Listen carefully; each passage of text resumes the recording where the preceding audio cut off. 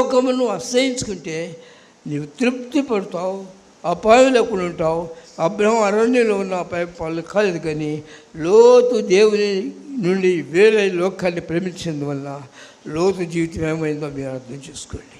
లోతు భార్య ఏమైపోయింది? ఉప్పు స్తంభం అయిపోయింది. లోతు సంతానం శాపగ్రస్తం అయిపోయింది. అయితే అబ్రహాం సంతానం దీవింపబడింది. కనుక క్రైస్తవుడు నువ్వు అనుకరణ భక్తి కాక హృదయపూర్తిగా దేవుని యందు భయభక్తులను నువ్వు జీవించినట్లయితే నీవు శరీర విషయంలో చచ్చిన వాడి ఉండాలి. నువ్వు దేని మీద మనసు పెట్టకూడదు, దేవుని వెంట నిలవాలి. కనుక ప్రియులు చాలామంది దేవునిలో దీవెనలను పొందటం కొరకు దేవుని శరీరంలో లోకంలో దీవెన పొందుకొరకు దేవుని వద్దకు వస్తారు, కానీ వారు ఏం పొందలేరు. ఎందుకనగా నీవు దేవుని మీద ఆధారపడాలి. రెండవ దేవుడు నేను ఎందుకు ప్రేమించాడు? ఏదైనా గ్రహించితే ఎందుకు ప్రేమించాడు? ఆయన నామమును ప్రకటన చేయటకు, నీ పట్ల చేసిన కార్యములు అనేకులకు చెప్పాలి. అది అబ్రహాం జీవితంలో జరిగింది కనుక అబ్రహాం దేవుడు దీవించాడు. అబ్రహాం తర్వాత ఇస్సాకుని దీవించాడు. ఇస్సాకు తర్వాత యాకోబుని దీవించలేదా?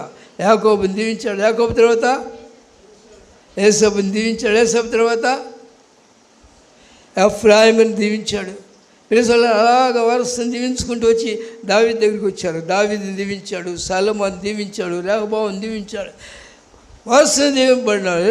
ఎంతవరకు? 1000 తరములకు పోషించే దేవుడు ఉన్నాడు.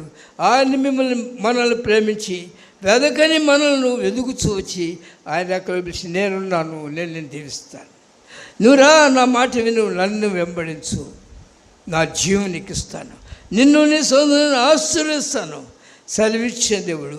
ప్రేసల వారిని కాదు, మనల్ని కూడా ఆయన దీవించేవాడు, మన బిడ్డలు ఆయన దీవించేవాడు. ఏ మనిషి కూడా నా బిడ్డలు గొప్పవారు కావాలని యోచించి ప్రయాసపడి దేవుని విడిచిపెడితే వారు గొప్పవారు కారు.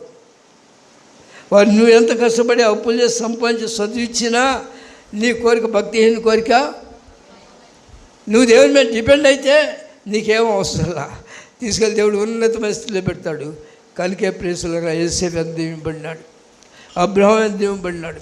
కనుక ఈ దినాన దేవుడు మనం దీవించాలని కోరుకున్నప్పుడు మనము ఆయనకు విధేయమయ్యి ఆయన మాట వినాలి. రెండవదిగా నీతిని ప్రేమించాలి, దుర్నీతిని ద్వేషించాలి. లోకం నుంచి మనం వచ్చినాం కనుక బయటికి లోకం లాగుతూ ఉంటుంది, పాత స్నేహితులు లాగుతూ ఉంటారు, లోకాశ లాగుతూ ఉంటాయి, ధనాపేక్ష లాగుతూ ఉంటుంది. ఇవన్నీ కూడా శత్రు యొక్క సమూహము. నువ్వు దేవుని వెంట నడిస్తే నిన్ను దేవుడు ఏ దేవునికి ఆ దేవుడు నీకేం కావాలో అది ఇస్తాడు. ప్రభువా నాకు మీరే ఆధారము, మీరు